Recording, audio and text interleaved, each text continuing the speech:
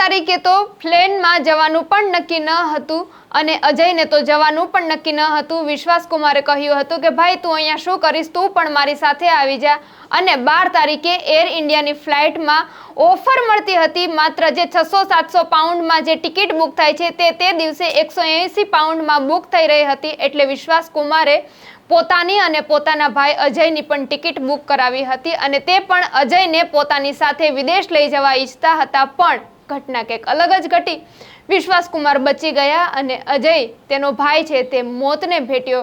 હાલ તો આ બંને જે મૂળ દીવના વતની હતા ત્યારે વિશ્વાસ કુમાર સિવિલ હોસ્પિટલમાં સારવાર હેઠળ છે તો અજયના ડીએનએ હજી સુધી મેચ નથી થઈ ચૂક્યા। તો બીજી તરફ ઘર દીવમાં સન્નાટો છવાયેલો છે। હાલ તો અજયના ડેડ બોડીને જ્યારે દીવ લઈ જવામાં આવશે ત્યારે તેને લઈને અત્યારથી જ કાર્યક્રમ શરૂ કરી દેવાયા છે। પોતાના ઘર આંગણે સફેદ મંડપ પણ બંધાઈ ચૂક્યો છે અને ફૂલ ચડાવીને દીવો પણ પ્રગટાવીને ફોટાને શ્રદ્ધાંજલિ પણ અપાઈ રહી છે।